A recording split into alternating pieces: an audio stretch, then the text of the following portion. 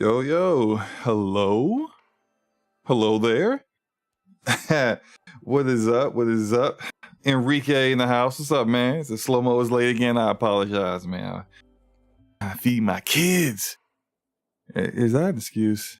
I don't know. Maybe it is. It's the truth, though. I was trying to feed my kids. But, yeah. I know I'm late. My bad. I apologize about that. How was the vacation? The vacation was pretty good. I had a good time. We got to the Airbnb and the internet didn't work. Lucky for the family, I'm a network engineer, and I was able to determine what the problem was and hit up the manager of the Airbnb and give them a very detailed explanation of why the internet wasn't working and told them exactly what to tell the ISP, and they got it done. Got our internet working in just under an hour. It was so it was a good vacation, man. We had a great time. All of us got tans. I'm a light-skinned brother, so me and the family we're all very beige looking, and we're all very bronze looking now. So it was I would say the vacation was a success. What's up, Delta in the house? This is Division 2 gameplay. Haven't seen that in a minute. You might see a lot more of that in the future. That's one of the things I want to talk about. Yo, be in the house. What's up, man? Def Floyd. Gaming Forte, this late ass lunch. Forte, I mean, you probably just waking up anyway. So this is like breakfast with SloMo for you. But good to see you, brother. Let's get into this. Delta says we get another Division game. Oh yeah, that's stuff they announced that last year. Delta, they're working on Division 3. I'll give you some of the same things I said. I've said recently. Just some info that somebody provided me.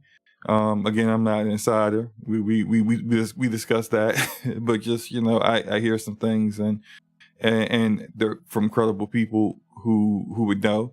But Division 3 is in development. I knew it was in development before they announced it, and I know that once they have, like, Massive Entertainment is a very big developer. They're like 700 plus developers, and they're just the main developer. The way Ubisoft's extremely efficient in how they develop games. People can say how they want to feel about they can say how they want to feel about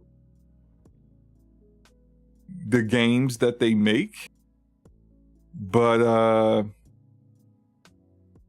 they can say it's how they develop their games. They're very ahead of the curve with that, and I think that if they ever do get acquired by a publisher or a platform, it's going to be because of their workflow and how their cloud-based solutions towards game development and efficiency that would get that done. So I'll just say that, look, you can expect Division 3 in probably about 3 years. They are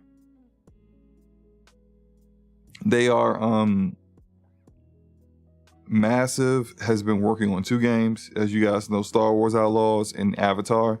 When Avatar went gold, a lot of those people went over to Star Wars Outlaws to get Star Wars Outlaws out the door. And then once Star Wars Outlaws goes gold, a lot of those people are going to be working on Division 3 and likely maybe working on a potential sequels for one of those other 2 games. But that, in addition to Ubisoft having a number of support studios all over the world, they rival Xbox with number of developers. So like they're probably, I don't expect the game to be later than 2026, honestly. I'm sorry, wait, 2027, because I said 3 years. But yeah, development on a Division game shouldn't take that long, since most of the environments is just trash bags. Well, what's up, Gregor? I'm looking at my gameplay. I don't see a single trash bag at the moment. So, but if I was playing a certain, you know what? Let me not do that, because I was about to. Look, let's get into this. There's a couple things I wanted to talk about. So do you hear any movement on that? I haven't heard anything about the Splinter Cell game. I just heard it was in development. I don't know the status of it, if it got canceled or what. I don't know, man. But let's talk about this.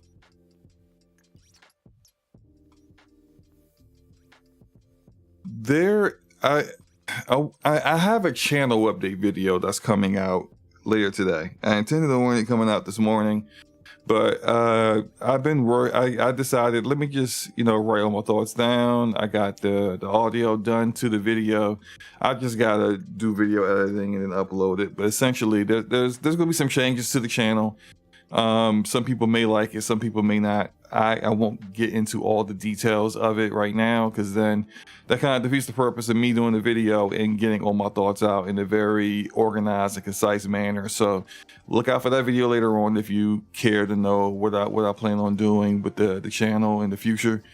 And I hope you guys at least understand where I'm coming from with it. Now, you may not like what I choose to do, but if you I don't intend everyone to understand. I mean, not understand, but to like it. But I just hope you understand where I'm coming from, why the channel has been the way it's been for a few years now, and where it's going to go in the future.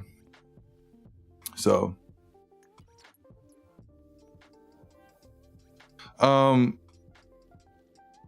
this is not going to be that long of a lunchtime with SloMo. One, because of the later time period, and that's why I didn't put a game that I will be playing, because I got conference calls very soon.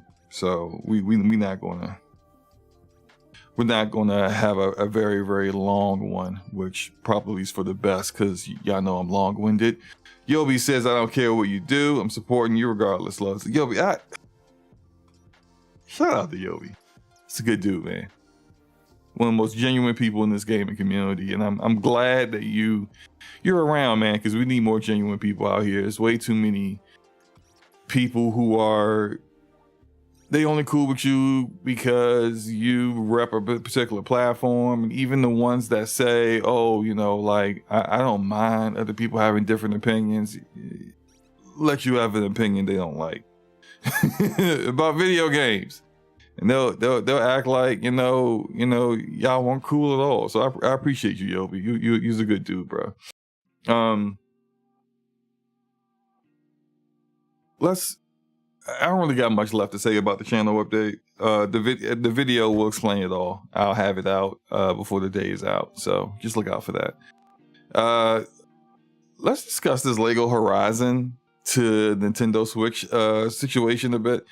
Because it's fascinating to me that this has become such a major topic, and it's mostly become a major topic simply because, well, it is a shift in focus, but like not that part. That it's a shift in focus of what PlayStation has been doing. They did say that they were going to be having more experimental kind of games. And I guess when they said that, people did not anticipate that a major IP would be part of one of those experimental kind of things.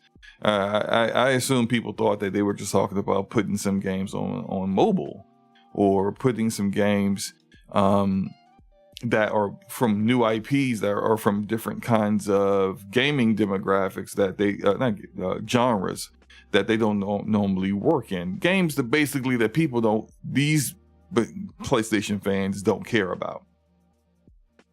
Those people were flabbergasted when they saw that Lego Horizon was going to be on the Nintendo Switch. Literally everything but Xbox.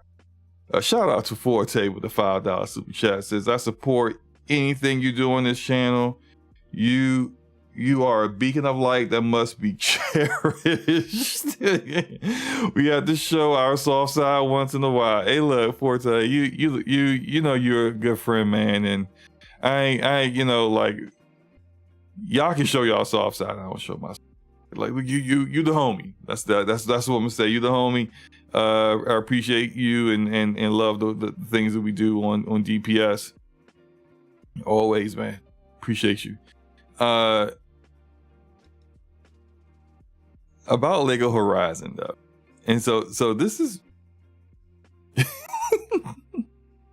I think I'm about to get like two camps of fanboys angry all at once. So let's see if we can break like a Guinness World Record or something.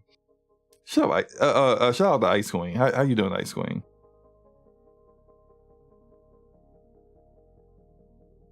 Yes, Sony is a third-party publisher. Yes, you are never getting true exclusives from them ever again. And you need to do this kind of coping mechanism where you think about, oh, it's just timed exclusive. It's just, hey, you want to play him first? You gotta play him here. Yeah, for now. How many times we gotta go through this thing with you guys where, and I'm not saying it's happening tomorrow. I'm not even saying it's gonna happen next year, but I think it probably will happen next generation, the PS6 drop, where yeah, they gotta get their internal work process to a point where they can achieve the same level of quality of their PlayStation games that are single player, while not hindering the level of quality they have for their by putting that game on PC. They're not gonna sacrifice. And I understand that, and I applaud them for that. They don't want their development teams, their main development teams, to be working on multiple platforms at once. They want to hit a level of quality on PlayStation that requires the entire team to do so, and I'm all for it. But that does not mean that's the only way to make games. That does not mean that's the only way to put games on multiple platforms. You can use port studios.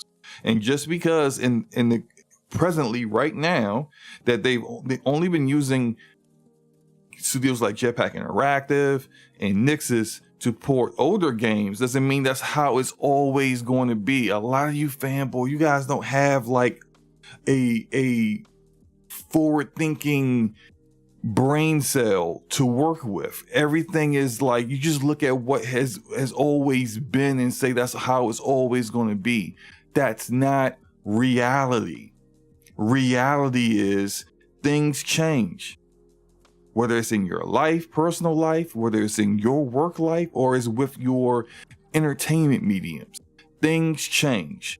And when games aren't being sold, or when systems aren't selling as fast as previous entries, platforms make changes. Your favorite platform is not exempt from that because it's your favorite platform.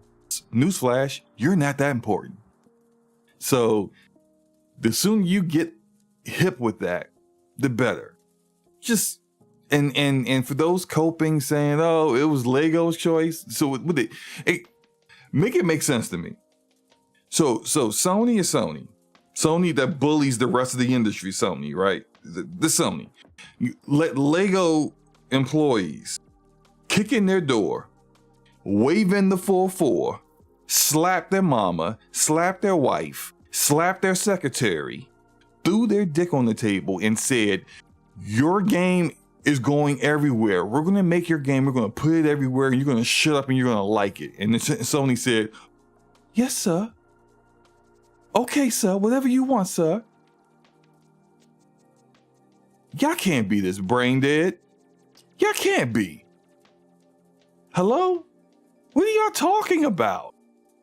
Of course Sony's fine with it. It's their IP. They own the IP.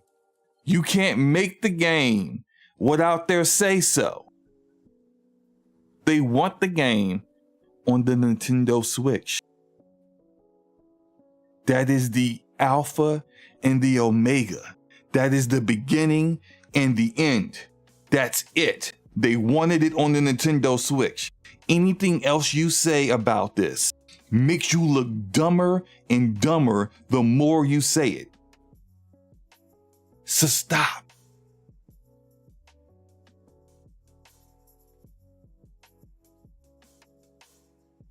Y'all short busting yourselves And some of y'all didn't even take the short. But we hear you say these things and we think you wore a helmet to school. You had one teacher all through high school. That's what we think when y'all keep saying this stupid stuff. Stop it. Just stop it. Now you other guys. You other guys that somehow think that this changes things for us. Did you notice which platform was missing? Xbox was missing. And it's not because PlayStation isn't going more third party. It's not because they're not more forward thinking. It's simply because they're not thinking they're gonna get any sales. That's why. That's the only reason. It's not competition. It's they don't think the platform is worth it.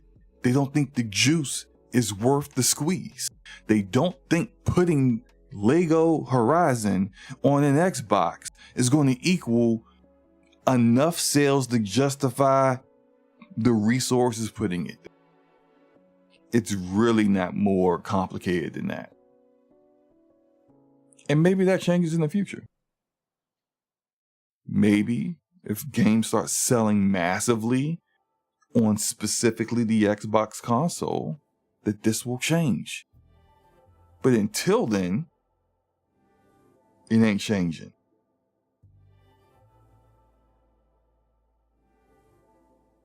So until then, any other games that PlayStation wants to put on all platforms will just go to the Nintendo Switch or the Switch 2 that's coming out next year, and not Xbox. So although you may want to celebrate, pump the brakes a little bit and realize where you're celebrating these games going to. Your Nintendo Switch and your PC. Did I break the Guinness World Record with that? Did I piss off two camps at the same time? Maybe not. We'll see. I'll check the world. I'll check with Guinness later on.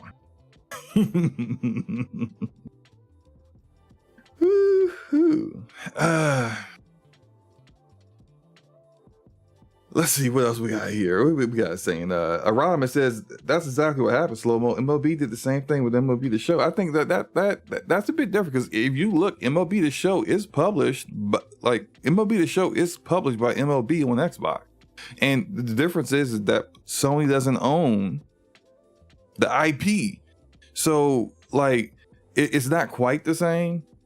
But Sony was still complicit in it. You can still say Sony put that game on other platforms because this is their developer that's developing the game. And if they didn't want to put a game that they developed on an Xbox platform, they simply could have said, hey, yo, MLB, go find yourself a new publisher, bro. And put Sony San Diego on something else. Maybe make them a port studio. They would probably hate to do that. They're probably going to end up laying some people off, whatever. But like make them a support studio to help get some of these other games that we have yet to see because we ain't got a showcase yet, out there. They didn't have to go still develop the game. They weren't strong-armed into this. It was MLB that was like, yeah, if you want to keep this is what you need to do. And they agreed to it. But there's just people out here that act like Lego is like the mafia or something, which is kind of funny considering they make Lego products. But like people act like they went out here and just straight, like Hiroki was getting in his car and there was a Lego assassin in his back seat. Put a gun to the back of his temple. Wait a minute, temple. Not back. The back of his neck. That's what I meant. Not the back. I knew what I meant. Put a gun to his head and was like, this is what you're going to do, And Hiroki pissed himself, and he was like, you gonna do this, you gonna put this game on Nintendo Switch, and then you gonna clean your nasty ass up. Because he pissed himself, right? And so, none of that happened. They wanted to put this game on Nintendo. It's a Lego game. I mean, that's on brand for the Nintendo Switch. Shoot, if I was making a Lego game, I wanted it on the Switch. Listen, the gun was made of Legos.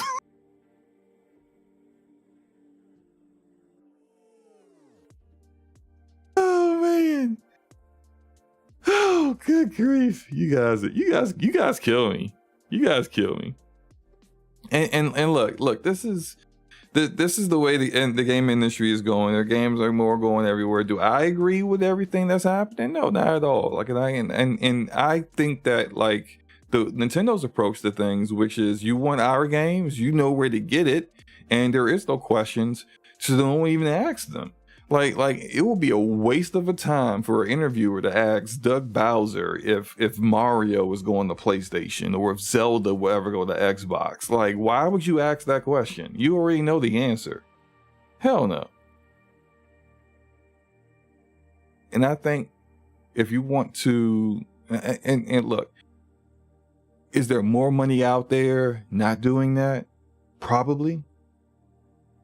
You're probably going to make more money and drive more revenue putting your games everywhere, which is why these guys are doing. They see the numbers and they say, hey, But there are downsides to that. We talked about this.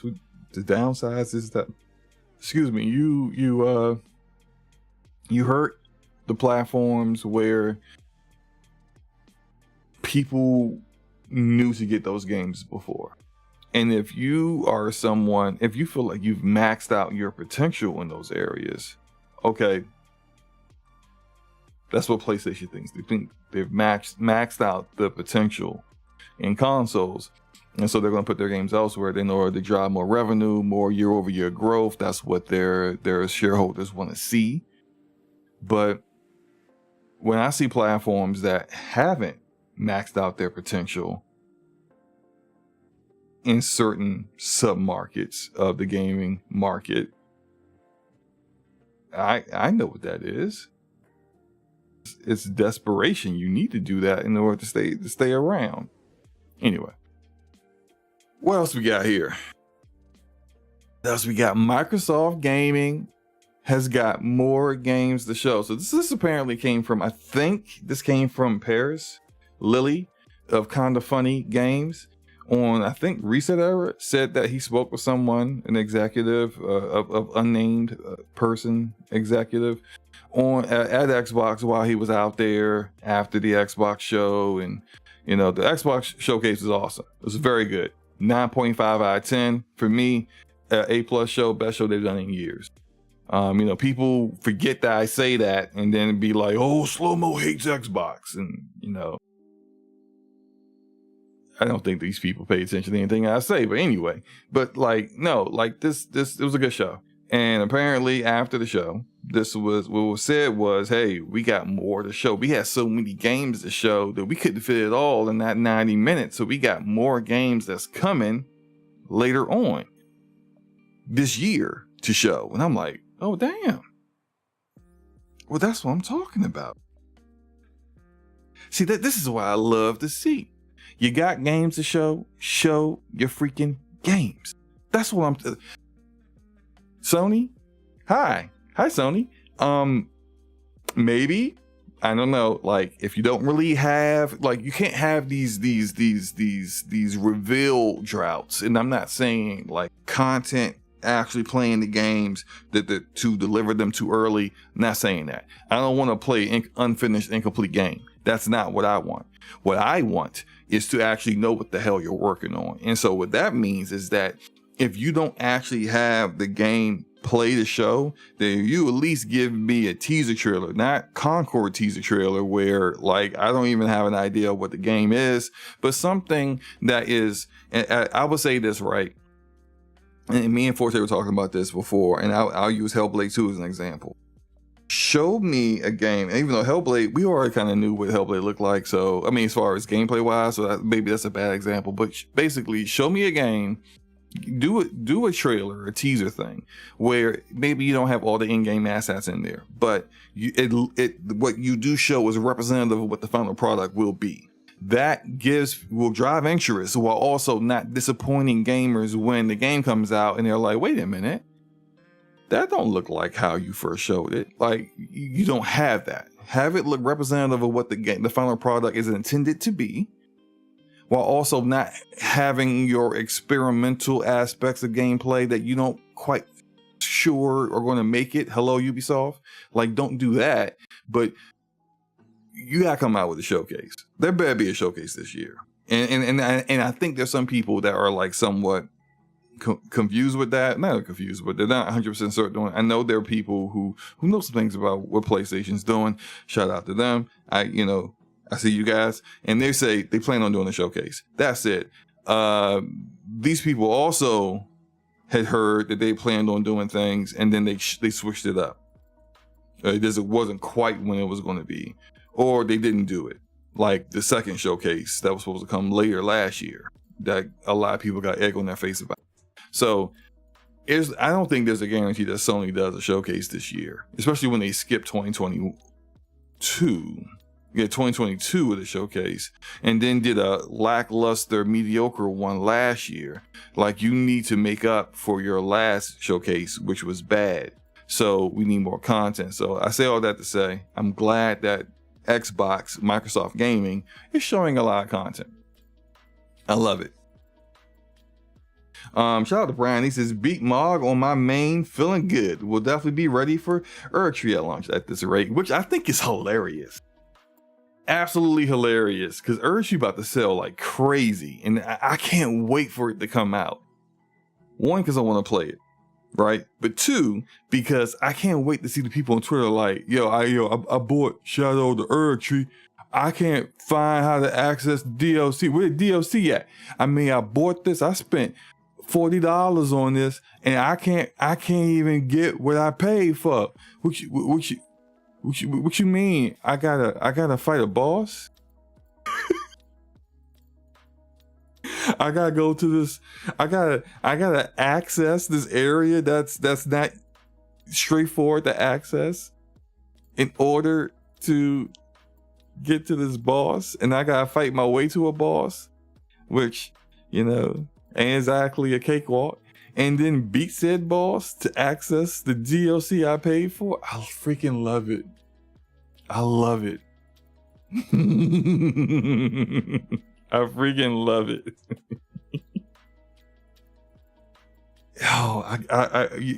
I'm telling you, I'm going to be dying reading these tweets. So good, so good. Bloodzilla in the house. So much AMD going on in here. What makes you think there's some AMD in here? You see some ugly upscaling or some bad ray tracing somewhere? I don't know what you're talking about, man. Anyway, let's put something else on. Let's put on X Defiant. I'm having a good time. What was I saying? Yes, Xbox. Xbox has more games to show, and if you kind of follow the cadence of gaming events all throughout the year, that more than likely what's coming next is Gamescom, which takes place in Europe. I think Germany. But Gamescom is coming August. I think it's August, and if they're talking about they got more to show, more than likely it's going to be at Gamescom. And they've been kind of increasing their presence at Gamescom over the last few years. And so if they got more to show, maybe some of the things that I expected to be at the Xbox showcase that weren't there, like maybe potentially a Quake remake will be there, maybe seeing Clockwork Revolution, actual, gameplay, Clockwork Revolution, potentially more of some of the other games that's supposed to be coming out within the next year or so. Like, I think that is what they got in store, or maybe some games that we haven't seen or heard from in a little while now. So looking forward to that. That's good. And I'll say this, for those who I'll say this for those who are prematurely giving Matt Booty all of this praise for doing his job, which is showing games. Nothing that he was involved in showing at the Xbox Showcase changes what I've said about the man in the past. Now, was I a little flagrant in calling him a chihuahua? Yes. Okay. That was a bridge too far. My bad. But I got no problem calling Matt Booty, like saying he's graduated from a chihuahua to a pit bull. That's a good thing, okay, guys? It's a good thing, in case you guys don't know. A pit bull, if he delivers on very specific things. Now, let me say this, right? Because I see people, I want y'all to get your narrative straight. Because last year, when we were going in on Redfall for being a terrible game, and people tried to go in there Matt Booty, I said, that's not Matt Booty. And you guys was like, that's not Matt Booty, that's Pete Hines. Matt Booty doesn't run Bethesda. But then somehow y'all want to give him credit for Starfield and Hi-Fi Rush. Make it make sense. Aren't those Bethesda games too? Hello? How are you mixing and matching? Oh, so we're going to give him credit for this, but not give him credit for the bad ones. No, that's not how this works. Okay? And when I say I want to give Matt Booty can graduate from a chihuahua to a pit bull when these games are feature complete. Let me define what feature complete means. It means all the features are there at launch. So Redfall didn't have all the features there at launch because 60 frames per second came 6 months later, 6, 7, 8 months later.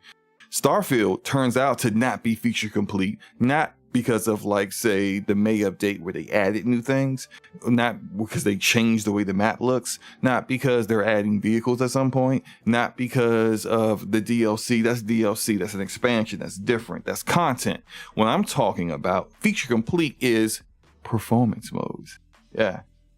So when you announced later on there's a performance mode, when you acted like there was a performance mode was impossible at launch, then it wasn't feature complete. Now, that's not on Matt Booty. But Forza Motorsport coming out not being feature complete is on Matt Booty. Okay?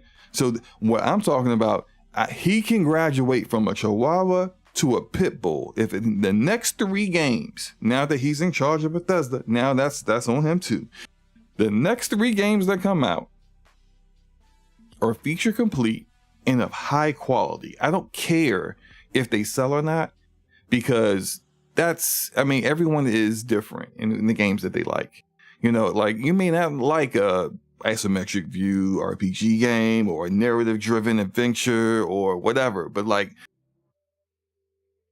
it's not about, well, part of his job is to make sure that he has games that move the needle and drive people to the platform, sure, but I'm not going to give him smoke on that. I think that's a grander discussion that needs to be discussed about more than just his role and all. But as far as making sure the games remain on schedule, don't take forever to come out, the developers aren't in development hell with reports coming out about all the stuff that's going on behind the scenes, and it's funny that people want to act like all the reports from actual developers about what happened behind the scenes is irrelevant. But it's not irrelevant when it happens to other people, but it's irrelevant for Xbox. Funny. All these things happen. Not only am I gonna call him the pit bull, I'm gonna take credit for the man turning it around. Because if it wasn't for people like me actually criticizing what's going on and not covering it up, not making excuses, not ignoring what's happening. People actually calling it as it is. People don't get better. It's consequences that make people better at their jobs. And if you don't get better at your job, then you should go. It's not personal. It's just the way it is. It's life. Anywho. Deathlord says 30 FPS was a design choice, SloMo. Right. Until it wasn't. They just decided, woke up one day, let's just drop 60 frames per second for Starfield tomorrow. New design choice. Like they weren't working on that since before the game launched. They just didn't want to tell you that. Rama says Gamescom, Xbox games, 33 Immortals, Towerborn, and maybe Clockwork. Well, I don't think 33 Immortals is a game that they are publishing. Clearly they're not like developing it. I forgot the name of that developer, but I freaking love the way that game looks, and I can't wait to play that next year. I don't know if they're publishing that, Erodimus, but they may just have the marketing for it, which is cool. But I wouldn't really call that like an Xbox game if they're just marketing it. What's up, Forte? What up, though? Check your text message. Okay, cool. Also, Towerborn. I forgot all about Towerborn. I'm already in that, Forte. Oh, you are? Okay, I just want to actually they're time sensitive, and I wanted you to use it now if you didn't have one. Yeah. Actually, I got into what we're talking about, y'all, is the Valorant console beta, and I got invited into it, and then I got 4 more invites. If someone wants an invite, I got 4. I hit my friends up, and only one of them was interested, so I got 4 more invites to give. If someone wants a console invite, I got my referral link. I'll DM it to you. It's whatever, if you want to jump in, you want to give it a shot. I know it's a little bit of a different of a hero shooter, very more for the PC audience, I would say, than console audience, or at least it appears to be, but give it a shot. It's free. What system did you claim it on? I claimed it on PlayStation because I got a Series S, and then also I was thinking about potentially, like, my PlayStation is in my office connected to, like, so I can stream, and my Xbox Series S is not. So so yeah, I guess with PlayStation. Aramis says DM me, cool. Aramis, I'm sorry. You said 33 Immortal. I don't know why I was thinking about. See, the number 33 tripped me off. Okay, no problem. I'm thinking about Exhibition 33, which was 33 Immortal, I think, is being published by them. So yeah, we could definitely see 33 Immortal. I'm in that beta, actually. That was actually a pretty dope roguelike. I don't, the number 33 threw me off, and I was thinking about Exhibition 33.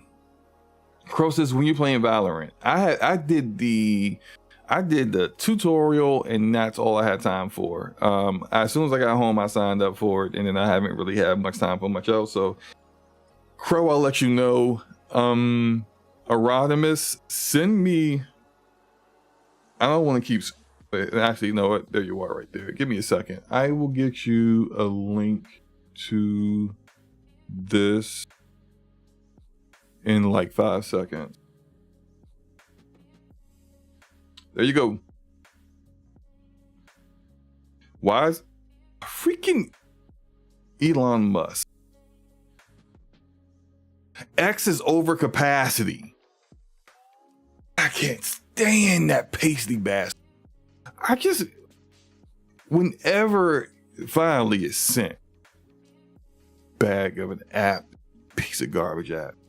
All right, sorry. That's done. Gregor says, SloMo, Xbox has been struggling with the cadence of game releases for a decade. True, they aren't listening when they have a good year. At this point, it's just a broken clock being right eventually. Like Gregor, I can't disagree with that. Lucas, is your topic today? Huh?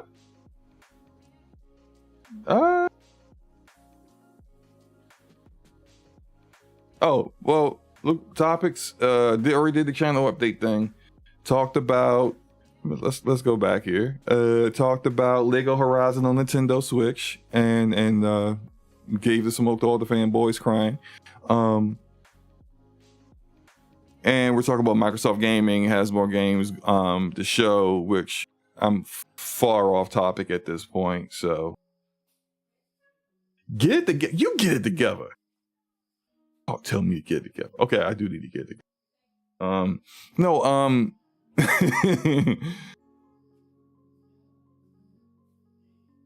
Yo, as in the greeting. Yeah, but you said topic today. I mean, look, whatever, Luca. It's fine. Glad to see you, Luca. Good to see you. What was I talking? Games to show. Okay, so yeah, 33 Immortals. That sounds like probably a good suggestion of what might be shown at Gamescom, in addition to like a release date. Because if you're doing a beta at this point, it's going to come out sometime this year. Rodimus says, so does Matt get credit or smoke for Hellblade 2? As of right now, I say he gets credit for Hellblade 2. But if 6 months from now, if they say, hey, you know, we got a 60 frames per second mode for the Xbox Series X for Hellblade 2, that credit turns into smoke, because that's not feature complete. You knew you was dropping that before you launched, instead of waiting for the game to be feature complete at launch with a performance mode. Like everyone else that drops their games, there are feature complete and finished games. You chose to release it early and then add that later on. And that's unacceptable to me. So that's where a W turns into a L. And so as of now, Hellblade 2, that's a W for him. Let's keep it going. Let's be consistent. But if that W turns into a L, if they coming out with features that should have been there at launch later on. Other games I think could be shown. I talked about maybe like this rumored Quake remake potentially being shown.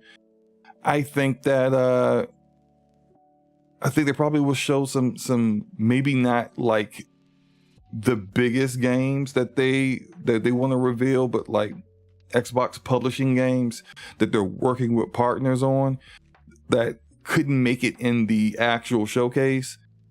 And that showcase was packed. That's why showcase was packed with tons of games. I mean, they have Fable in the middle of it. Fable in the middle. Perfect Dark in the middle. Like that's how much content they showed. And so I think that like, yeah, more than likely, they're going to show some of the smaller things that didn't make it, in addition to potentially games that we haven't seen updates to yet. Maybe like what's the name of the game with the Avalanche Studios developer? Damn it! Someone's gonna know what I'm talking about. But like, all we got was a teaser trailer of that game, and we haven't seen anything since. And that teaser trailer was like from like 2020, 2021. Like, it's time for an update, bro. What are you doing? It's been 3 years. So I think that more than likely a game like that wouldn't be something that like makes it with all the packed content they have for the showcase. But for Gamescom, yeah, absolutely. We're going to throw that in there. It gives you guys an update idea of what the game is going to look like and what they're going to show. So I'm looking forward to it.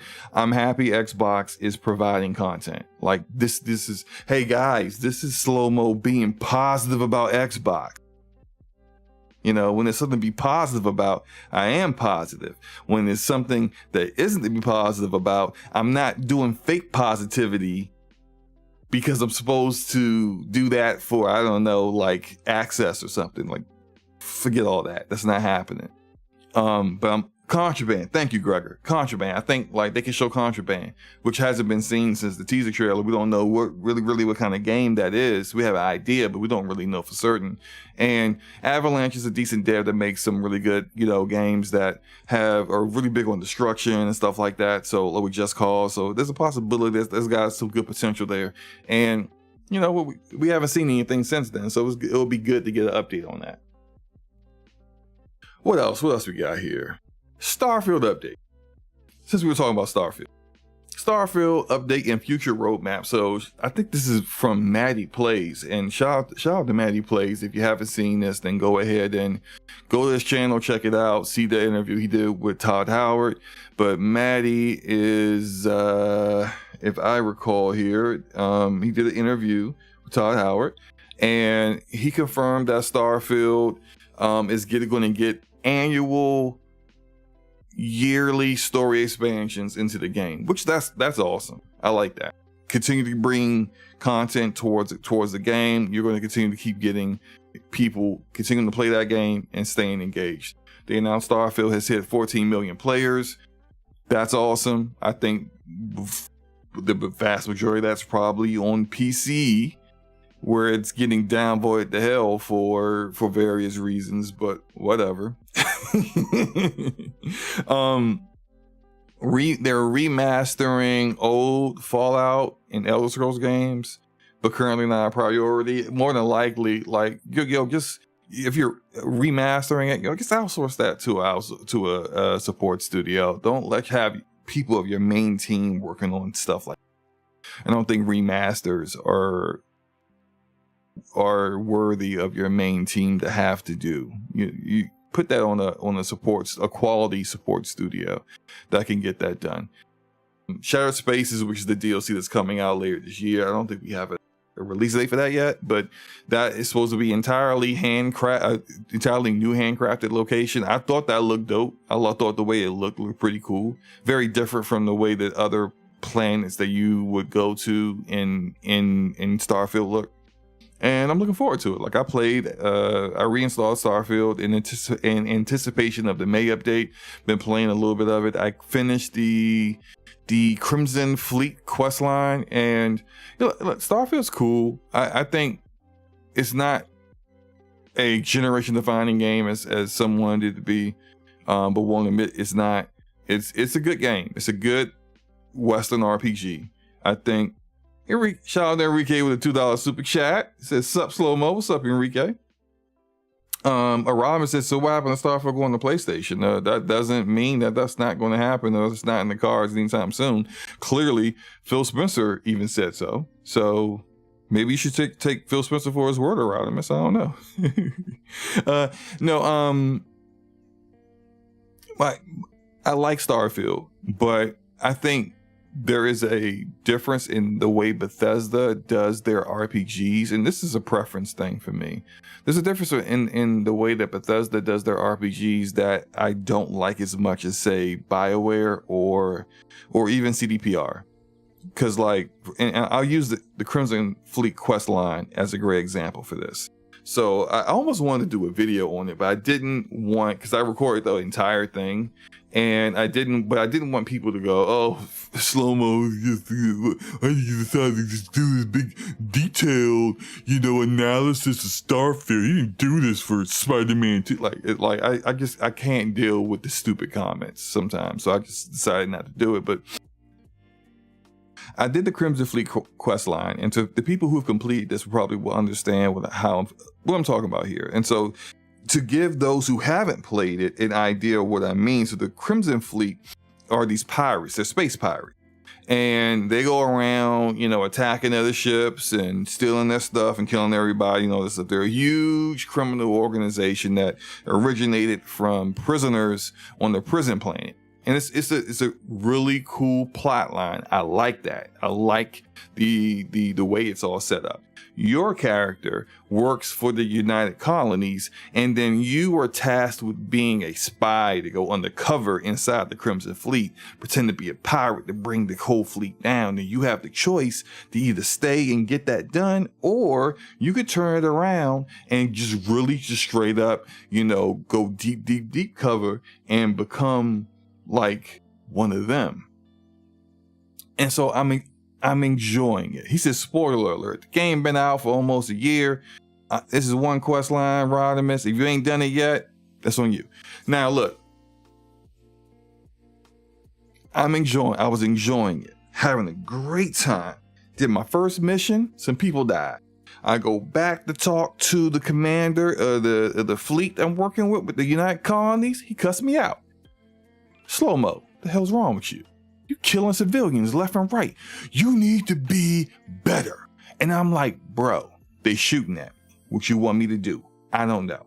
Like you want me to act like a pirate, but then you don't want me to do pirate stuff. Like make it make sense. But whatever. I'm trying to find my way to be not like SloMo and just pull a gun and shoot people in the face whenever they say something. And so I'm just like, so the next 2 or 3 missions, I'm doing exactly what they wanted. No innocent civilians killed. I'm finding unique ways to get it done. It's great. Enjoying myself. And yes, Enrique, I will talk about the Xbox marketing chief leaving in a second. I get to this other mission where I needed to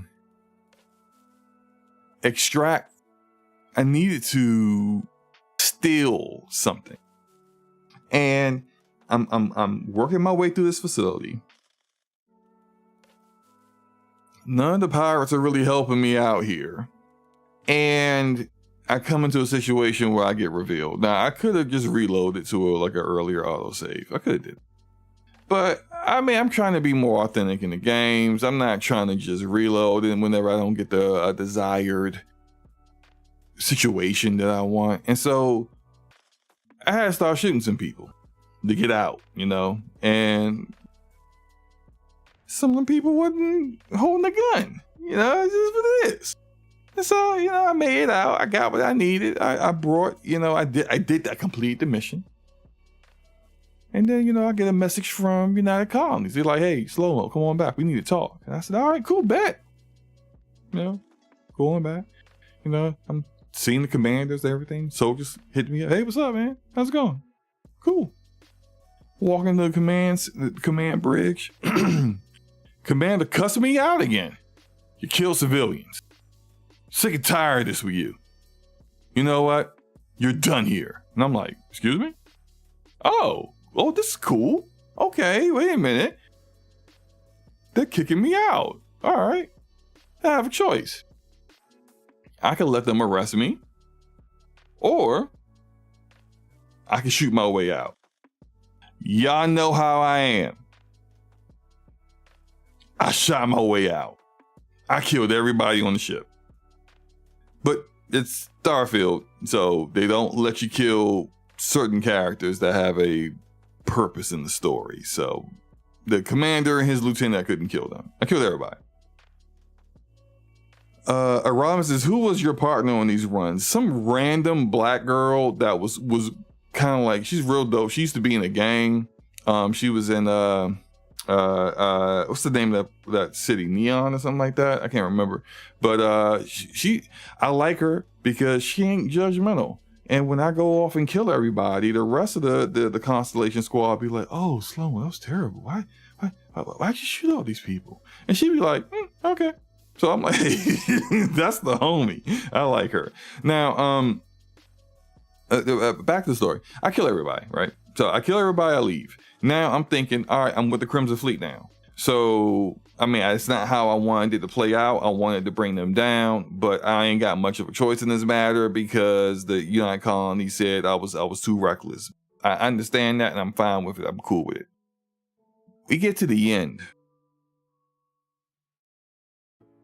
And I see the commander again. Because now we're assaulting his ship and we this is coming to the end of this quest line. What irked me is that after I got this guy, did the right, this dickhead had the nerve to say, why would you betray us? Huh? No, I want to know why you, SloMo, did this. I want you to tell me why you betrayed us in this way. Bruh, what are you talking about? You betrayed me. You kicked me out, and there's nothing in the responses for me to say to be like, what? But you kicked me out. Something that I've noticed with the kind of RPGs that give you the amount of variety and options and narrative trees, and there's so many different things that may happen.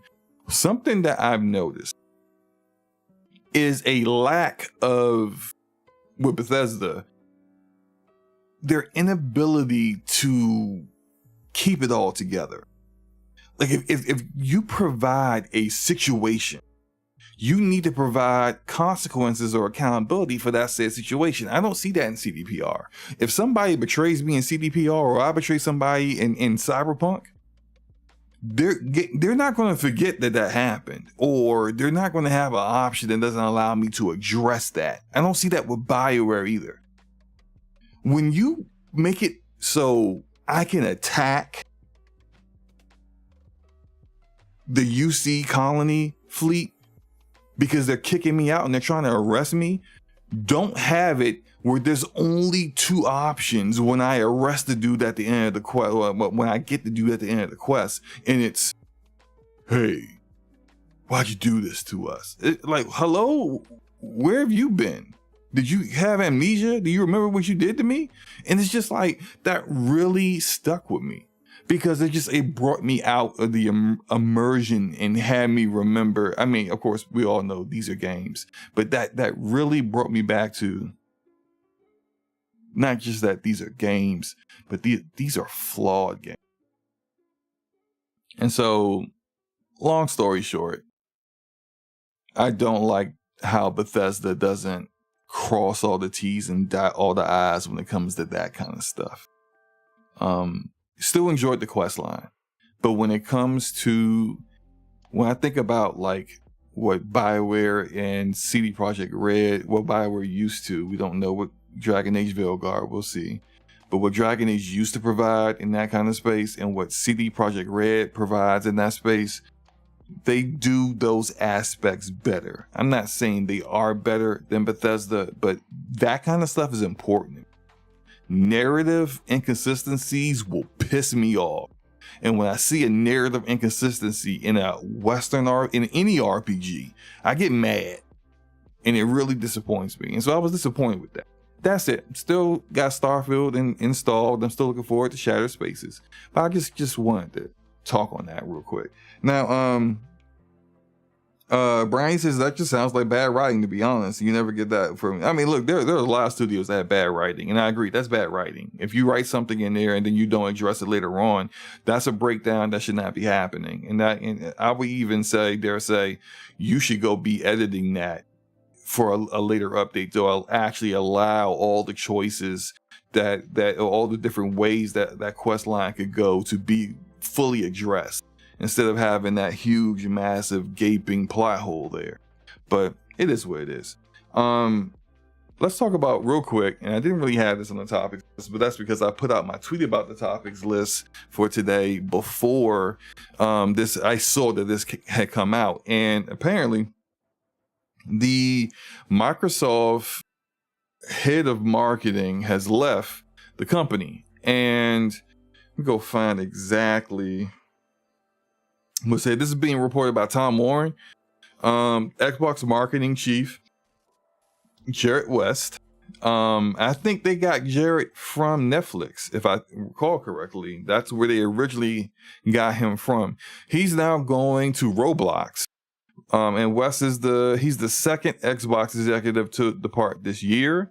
And his resignation has triggered a gaming marketing shakeup inside Microsoft. Now, I have not read the article from The Verge to Tom Warren, so I can't speak into any details of what that shakeup might be. And also, I know like someone who would have more information on that, who is in the process of getting more information. They haven't told me jack yet, so I don't know. All that said, that's probably a good thing. I have been critical of Xbox marketing in the past. I don't think it's been very good. I think they have not done their games justice. I don't think that they have marketed games correctly to correct demographics for the kind of games that they are. And I think that the changes, what I said earlier, in regards to Matt Booty,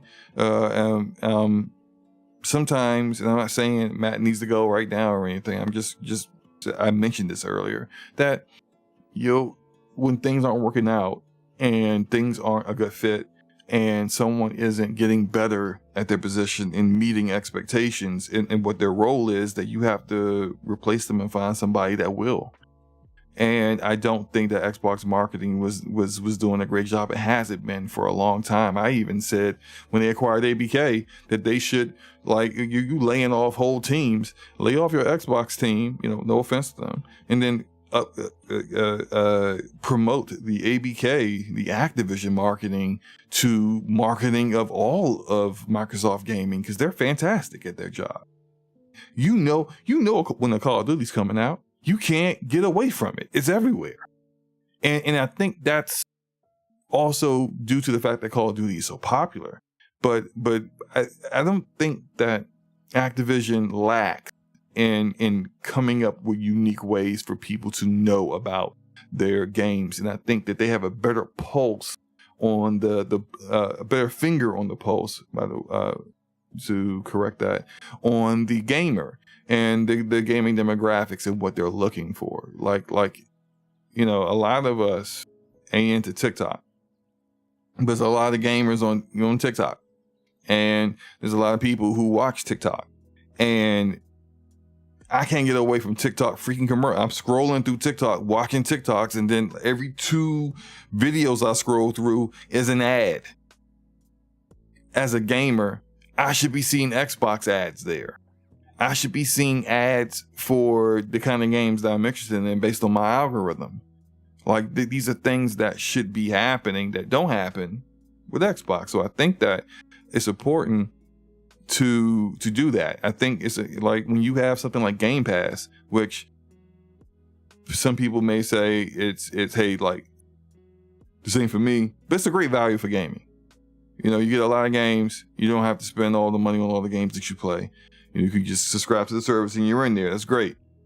But the amount of time, people should be at the point at this point, with all the years that Game Pass has been out, that they know what it is. Casual gamers should know what Game Pass is.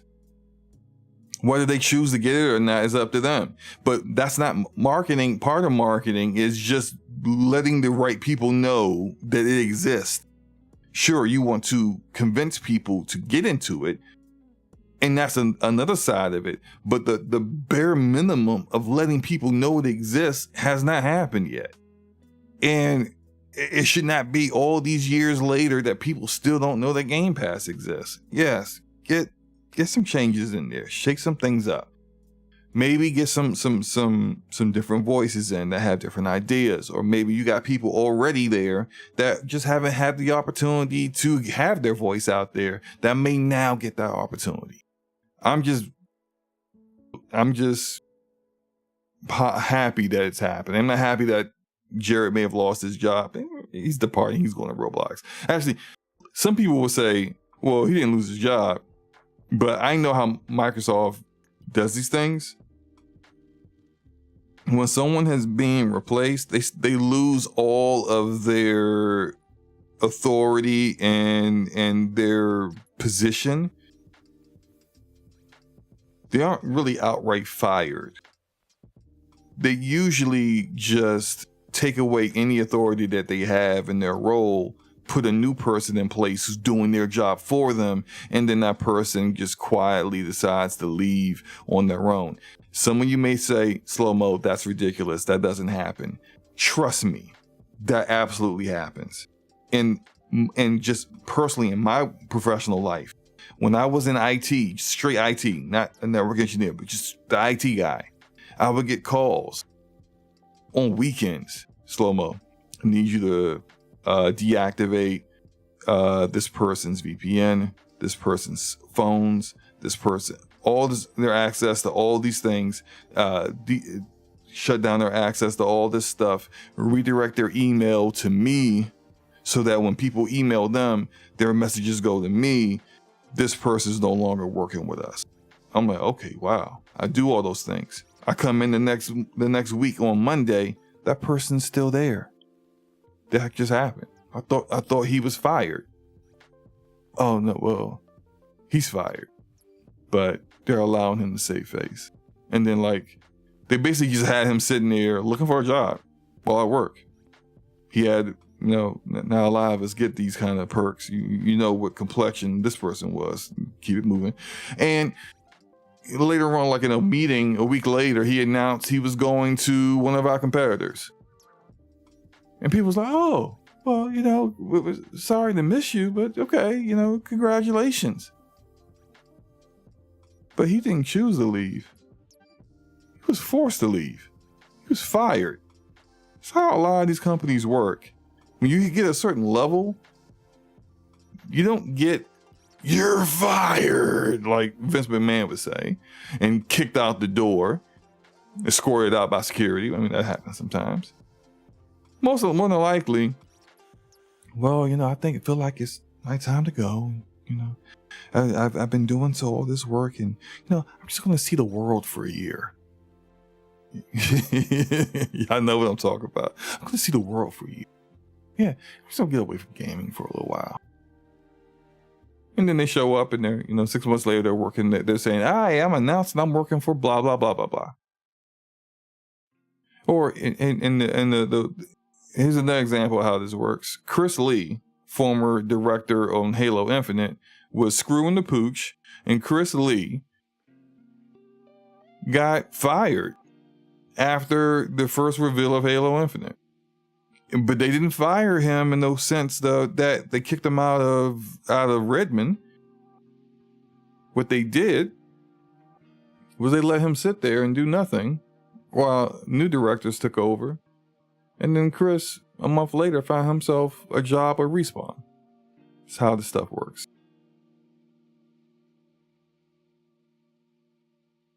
It is what it is. And so, good luck to Jared. Maybe it just wasn't a good fit for what he was trying to do and what they wanted.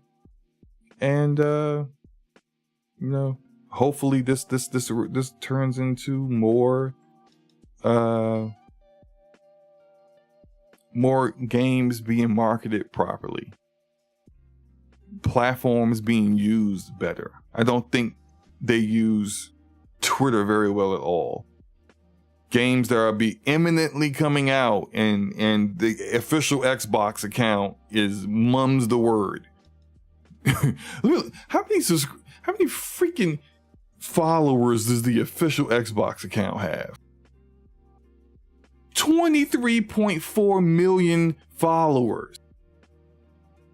And a game will be about to come out in a month, and they would have said like 5 things the entire year on that game. They gotta get better at that kind of stuff. And so hopefully this means they are getting better at that kind of stuff.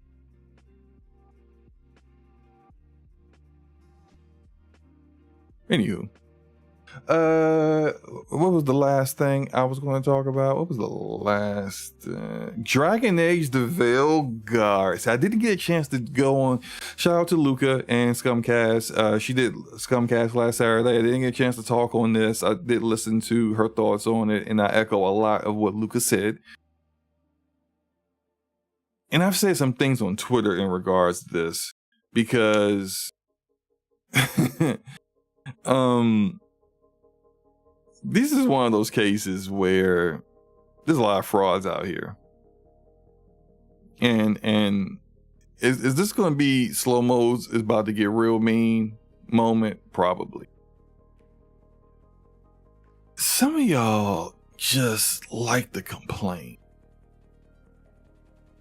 And some of y'all are complaining about things that you've been complaining about for years, as if anything is going to change. It is not.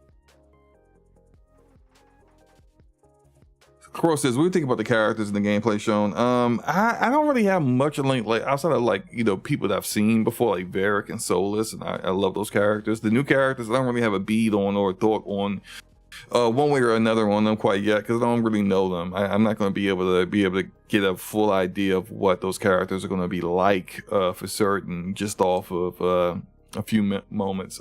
I forgot to record the trailer because I could have shown it, but oh well.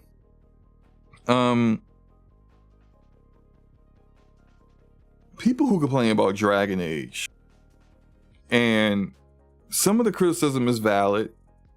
And I will chalk that up to it's just not the kind of series for you, which is fine. Like I don't complain about racing games or a particular kind of racing game. I know it's not for me, and I don't bother. If something's not for you, that not everything is every genre is going to be for you. And even if you like how Dragon Age Origins was, and I adore Dragon Age Origins. I'm actually replaying it right now with 2 different builds. Love that game. That's it. Something you have to acknowledge here. Dragon Age has had a different kind of gameplay for every single Dragon Age game. Let me repeat myself. Dragon Age has had different gameplay for every single Dragon Age game. So why are you still whining about CRPGs when the only CRPG in the Dragon Age series was the first one? That came out in 2009. After Dragon Age 2 launched, you should have realized that ship had sailed. Baldur's Gate 3 comes out, changes nothing. No, freaking Larian didn't know Baldur's Gate 3 was going to be this successful. So why would BioWare and EA know that? They've been rebooted this game twice. They've been working on this game for years. They are not going to pivot and reboot again simply because Baldur's Gate 3 was good. Are you stupid? What's wrong with you? Why do you think, do you understand how long it takes to make games? How are they going to, on a game that's supposed to come out this year and they told investors it's coming out soon, and they're going to stop? Hey, no, it's not going to come out right now. Guess why? Because this other game from a different IP, from a different developer, on a style that we used to make, came out with a game that was successful. So because of that, we're going to completely change our game. It's going to be another 3-4 years before it comes out. No, stupid. That's not what they're going to do. Especially when that's not what this kind of series is. Let me tell you how, and I'm not saying I don't like, or like I said, I love Origin. And if they I wish they would remake Origin. Because it's an ugly game. It was an ugly game when it came out, visually. And I would love for it to look fantastic. That's it. I can't have an expectation of them doing something that simply because I want it.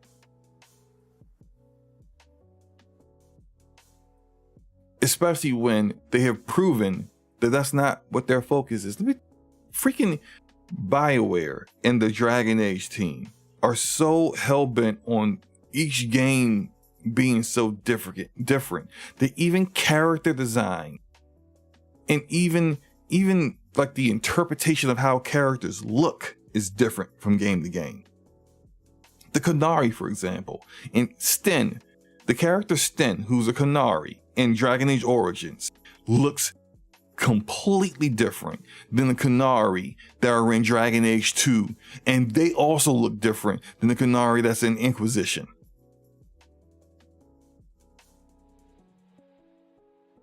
The art style, the entire art direction for each game has been different. They had Origins on their older version of the Eclipse engine, which was hideous. Then they had Dragon Age 2 with a very completely different art style.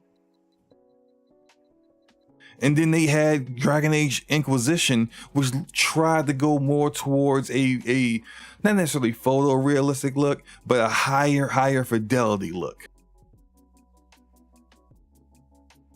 This is all different. So why are you upset that they didn't do exactly what you wanted them to do from a game they made 15 years ago?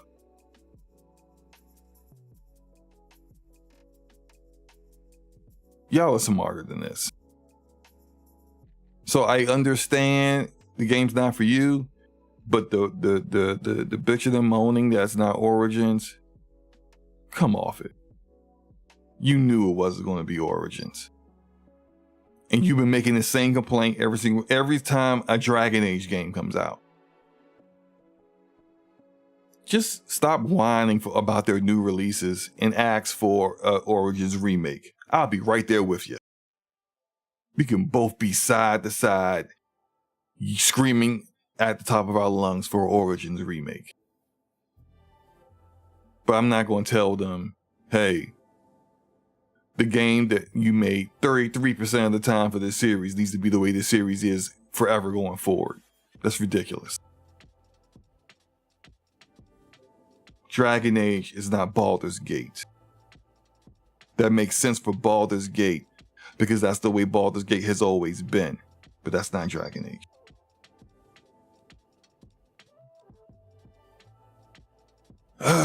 Lucius, what's up, man? He says, the Hinterlands kills me every time. It makes going back to Inquisition harder. I have to fight my own completionist urges. You know, shout out to David Gator, because he's been very vocal on Twitter ever since they showed the Velguard. And, you know, he was, for you don't know, those who don't know, David Gator was the lead writer for Dragon Age. He created the world of Thetis and all the other stuff. And he was lead writer on the game for all of the games up until now. He's completely removed away from BioWare at this point. He has no input whatsoever on what they're doing right now. He had a lot of fascinating thoughts, whether you want to agree with him or not. He's got a lot of good thoughts on his thoughts on Velguard. But I bring him up because he and also Mark Dara, who was another director, was one of the many directors that have been fired. Let me correct myself, not fired, but chose to leave. I don't know the details to that from this current Dragon Age game, but he and Mark Dara have both said that they felt they made a mistake with the Hinterlands. And for those who were unaware, the Hinterlands is a massive open world area in Dragon Age Inquisition. And it's the very first area that you get to, and they believe they made a mistake for two reasons. They did not convey to the gamer well enough that you did not need to stay in the Hinterlands forever. And there are people who quit Dragon Age Inquisition and barely really getting into the game because they didn't realize that the Hinterlands wasn't the entire game. They thought it was like Skyrim, you know, and it's not. And they kind of missed out on, you know, a really good RPG by not leaving the Hinterlands. And if they were going to do something, the other thing that they felt like they could have did better, if they were going to do a game like this, the Hinterlands like that, the Hinterlands should have came up later in the game so that it wasn't the first thing that people saw, so people wouldn't get a wrong impression, because Dragon Age Inquisition has a number of different like hub worlds, big maps that were just interconnected, and you would go to them for certain quest lines and certain aspects of things and go back to them when you need to, but that wasn't the end all be all of the entire game, and that was the problem for them. And I you know, I agree that, you know, I understood that I was supposed to leave the Hinterlands once I got the main quest stuff done and come back and do side quest stuff later. Other people, guess, weren't paying attention, and they missed out on it. And so I understand them not blaming the gamer, but saying we could have did better at letting the gamers know that you weren't just supposed to do that. Yes, you can spend 40 to 60 hours in the Hinterlands alone, but like all that side content is very aimless. You know, there was like 2 or 3 missions that you need to do in the Hinterlands. Then you gotta go back there for the Redcliffe stuff. And all of that is fine, but like if you didn't know that like you're supposed to go to Orlais, that you're supposed to go to different areas of Ferelden, if you didn't know any of that information, that you're going all over the map, that like, yeah, you missed out on a really, really good game.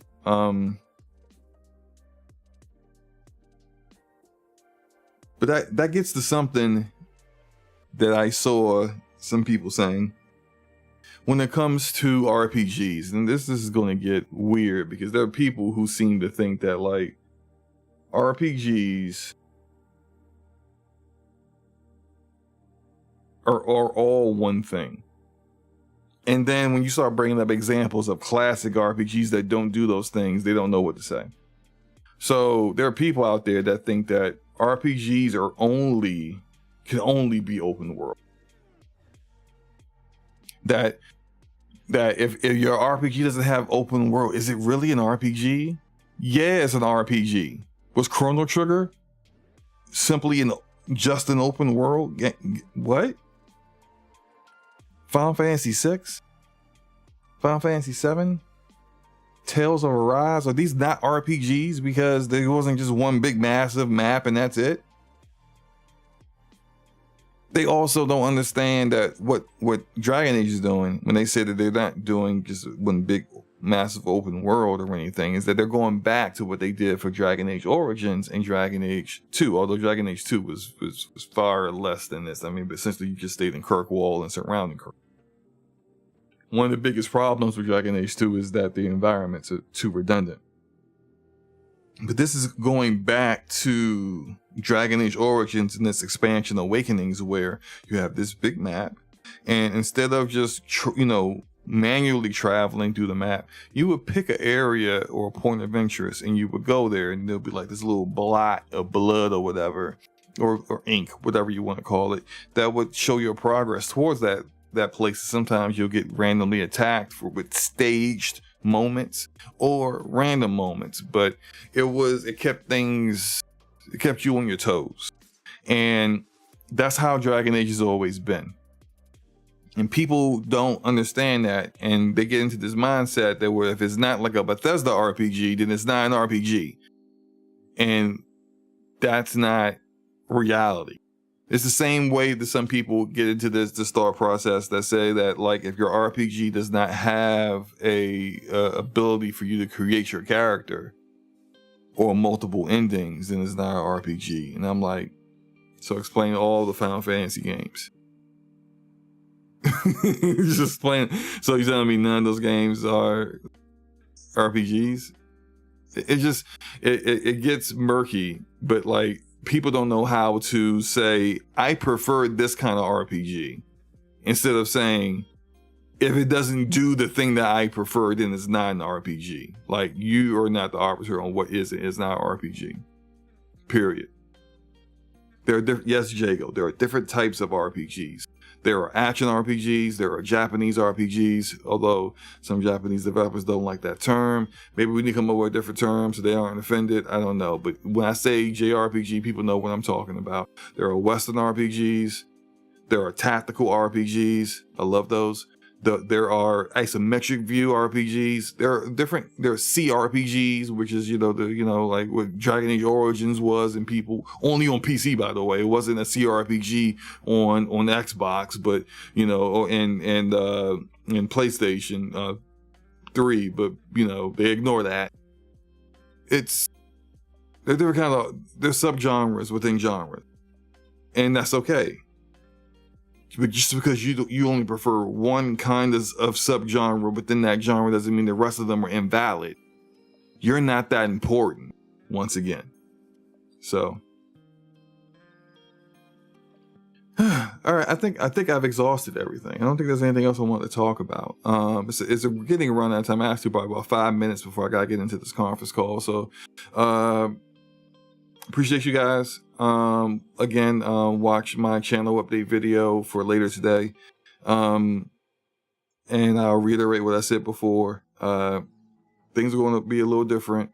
Not super different, but a little different. And I understand that there's some people who won't rock with it and may want to unsub due to that. And that's fine. I understand that people sub to other people for a specific kind of content. And if they aren't getting that kind of content, then they're going to go find it somewhere else, and that's fine. I have no issue with it whatsoever. Good luck finding other. You may already have that other content creators that provide that already. But what I want to do is make sure that my channel is providing a level of consistency that when people sub to my channel, they know what they're getting. And the content that's on my channel is the content that I'm excited to do and feel I can do indefinitely. just look out for the video. I'll get to getting it done hopefully within the next couple of hours and upload it. And I hope you guys enjoy the rest of your Monday. And I'm out, man. Peace. Oh, before I go, Yobi says, SloMo, I sub to you because of gaming. Once I got to know you more through your conversations with others, I always wanted to see more than gaming from you, and I'm here for it. Appreciate you, Yobi. And look, this is still going to be gaming centric. It's just, hey, look, I just talked about subgenres of RPGs. There are subcategories of the gaming content creation spectrum, and some of it is going to be for what people are here for, and some of it isn't. And if you're here for me and my opinions, I love it, because you're going to get that, still going to get that from me regardless. And I like, again, as I've always said, Yobi, I appreciate you. And not just, conversations that, you've heard me having conversations with Forte and Luca and other people, the IOP, the Iron Lords, whoever, Gaming Circle podcast, but you and I have had conversations, and I appreciate what you provide out here in the gaming community, regardless. So,